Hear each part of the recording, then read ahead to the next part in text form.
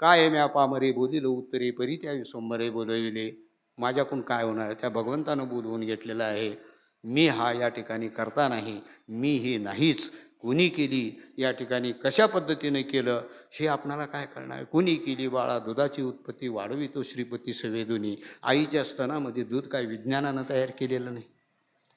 कसं दूध निर्माण केलं, त्या भगवंतानं कोणत्या पद्धतीनं बाळाला जगवलं, आईला जगवलं, ते त्याचं त्यालाच माहीत.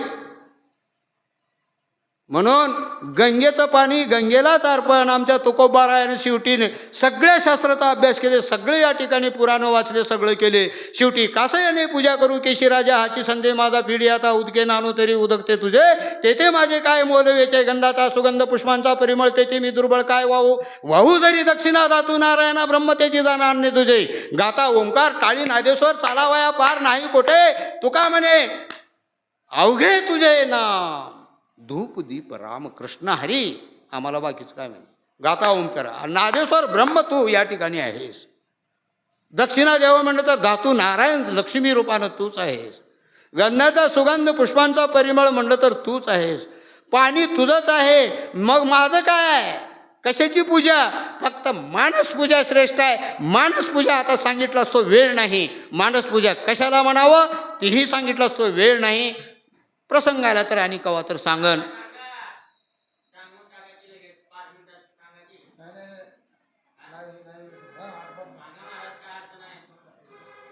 मानसपूजा सांगतो, थोडक्यात सांगतो.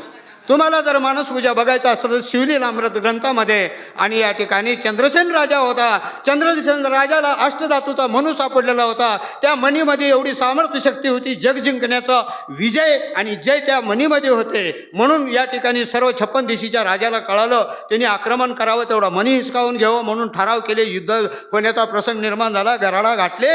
आणि त्यावेळेस एक शेजारला बाई होती गोपिका, तिला 5 वर्षाचं बाळ होतं. राजा काय करू लागला देवळात, आता आपलं सैन्य पुरणार नाही, 56 देशीचं सैन्य या ठिकाणी आपण किती कमी पडतो. म्हणून राजा महादेवाच्या मंदिरात गेला आणि जप तप करायला सुरुवात केला, अनुष्ठान केलं, तपश्चर्या करू लागलेला आहे. अर्चन वंदन दास्य सख्य आत्मनिवेदन चालू केलेलं आहे. अशा स्वरूपानं या ठिकाणी ती बाई लेकरू घेऊन राजा कुठे गेलाय, बाहेर तर लय गावळ उठले, दनादन आवाज येऊ इकडून या ठिकाणी. आणि अशा पद्धतीचे आवाज, इकडून बॉम्बाला, इकडून बंदुकीची गोळी, तिकडून या ठिकाणी होऊ लागलंय. म्हणून घाबरून लेकरू घेऊन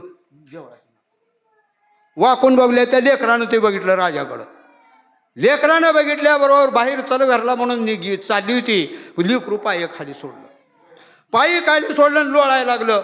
हट्ट लेकराचा, बाल हट्ट, स्त्री हट्ट, राजा हट्ट कोणालाच आठवत नसतो बरं का. तर अशा पद्धतीनं हट्ट धरल्याबरोबर रागात टाकली, मर्द इथंच म्हणली, गेली घरात जाऊन झोपली माझ्यावर.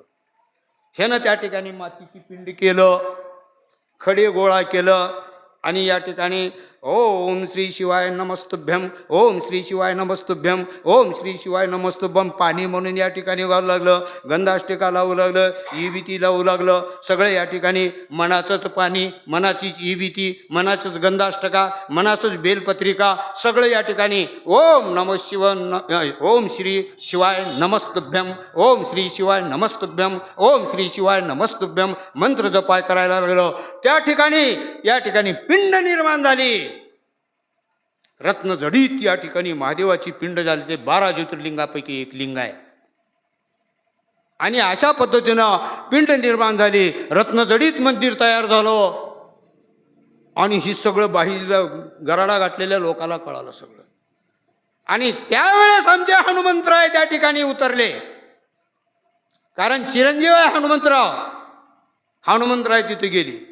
ती लेकरू बघितलं तर 5 वर्षाचं. आणि ती तपश्चर्या, अघोर तपश्चर्या म्हणलेलं आहे. महादेव प्रत्यक्ष तिथं आहे. हनुमंतरायानं उठवलं, काकद घेतलं, डोक्यावरून हात फिरवलं. बाळा, तू ज्याची अपेक्षा करू लागलेला आहेस, द्वापार युगामध्ये तू नंदराजा होऊन राहशील. आणि द्वापार युगामध्ये तू नंदराजा म्हणून राहशील. आणि मी महादेव रूपानं, कृष्ण रूपानं तुझ्या मांडीवर या ठिकाणी खेळन, असं आश्वासन हनुमंतरायानं दिलं. आणि हनुमंतराय गुप्त झाले. त्याला मानसपूजा म्हणा. आणखी कोण केलं मानसपूजा? ध्रुव बाळाने केलं, आढळ प्राप्त झालं. आणखी कोण केलं? भक्त प्रल्हादानं मानसपूजा केलं, बापाचा बी उद्धार केलं, स्वतःचंही साध्य करून घेतलं. मानसपूजा सर्वात श्रेष्ठ आहे. कुठेही जावा, केव्हाही करा, मानसपूजा करा. सर्वापेक्षा श्रेष्ठ ही कोणची पूजा तर मानसपूजा श्रेष्ठ आहे. म्हणून मानसपूजेमध्ये भगवंत साध्य होतो, एकाग्र चित्त होते. लिंग हातावर घ्यायचं आणि या ठिकाणी लिंगावरच पाणी घालायचं. आणि या ठिकाणी समुद्र वसनी देवी पर्वस्थल मंडले किंवा या ठिकाणी समुद्रपाळी पिंड देखा शेषासारखी वैसळा ज्यांचा आधार तिने लोका लिंग देखिले देखिले त्रिभुवनी ती विस्तारले मेघधारी स्नपन केले तारा पुष्पवरी पूजले. आणि या ठिकाणी चंद्रफळ वाहिले ओवाळिले रविदीपे आत्म या ठिकाणी नैवेद्य समर्पिले ब्रह्मानंदी मग वदनिले ज्योतिर्लिंग मग द्यायले ज्ञान देवे हृदयी असं म्हणायचं. लिंग पूजा करायचं बरं का, उगं लिंग पूजा करायचं नाही. कोण केलंय? ज्ञानेश्वर माऊलीनं लिंग पूजे केलेली आहे. म्हणून जिथं जिथं संतानं समाधी घेतली तिथं या ठिकाणी महादेवाचं देऊळ आहे. सिद्धेश्वर या ठिकाणी तिथं आहे. आमच्या गोरोबा काका महाकालेश्वर या ठिकाणी उज्जैनला जो महाकालेश्वर आहे ते तिथं आहे. कल्लेश्वर कल्ले लिंबाळ्याला महाकालेश्वराचे रूप आहे. तिथं ब्रह्म पूजा आहे. म्हणजे ब्रह्म या ठिकाणी गृहस्थी लोकाची पूजा नाही, लग्न झालेल्या लोकांची पूजा नाही, बाळाच्या हातानं पूजा आहे. तिथेही बाळाच्या हातानं पूजा आहे. श्रीधरम नावाचा भक्त, ती कथा कोणा तर कावा तर सांगेन.